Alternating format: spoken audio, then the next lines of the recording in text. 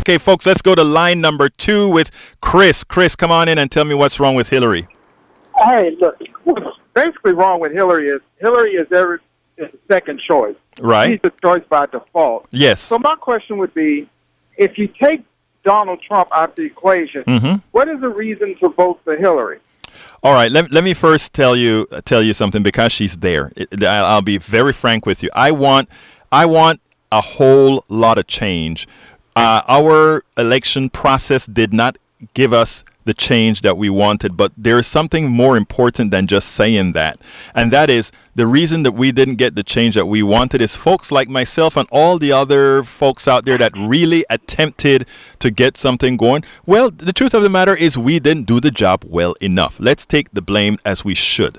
We didn't excite enough people. We didn't convince enough people to get the job done. So yes, those of us who think like us, yes, we are forced to take our second best. But you know what? Our second best is better than our last best. But here's the most important thing about it that I constantly tell people. This is what I tell my Bernie friends who just can't seem to be able to pull the trigger appropriately for who we know they should. I tell them, look, the campaign doesn't end the day of the election, because it only begins there. Because personally, whoever wins, I am going to be out there trying to get the things that need to be done. And if it's not done, we're going to be out there in Washington, D.C. And we're not only going to be in Washington, D.C., but we're going to be working behind the scenes to ensure that we start to have people that are not only going to primary the president, but primary every single person in that needs to be primaried. And that is what you have to do on the grassroots level. Right now, the only thing that is important now is, in my opinion, my personal opinion, is the maintenance of Obamacare to be turned into a single payer when we force it to be.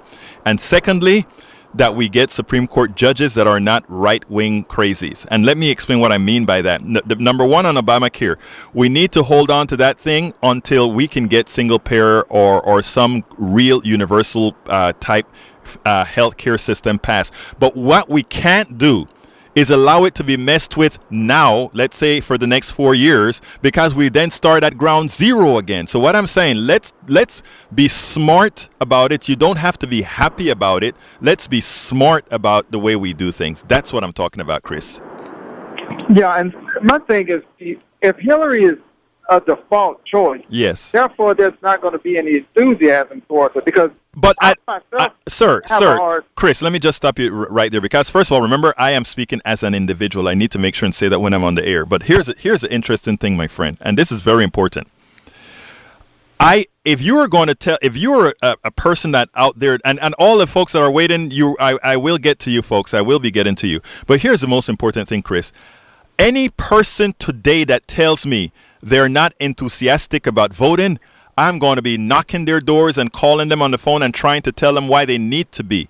Because I tell you what, when they unenthusiastically stay home and not vote, and when something happens that materially affects them, you can't then complain. You can't then say, oh, now that we have a Supreme Court judge that no longer believes that a woman should control her own body, it's not on me. It's on those people who weren't enthusiastic about going out to vote. So what I'm telling folks, and whenever I find an unenthusiastic or whatever is grammatically correct person, I go out there and give them the reasons why. I don't care if you're enthusiastic.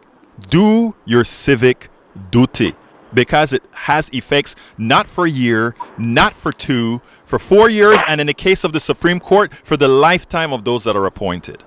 That's my answer. You got it, brother? I got it. All right, thanks. You have a good one, sir.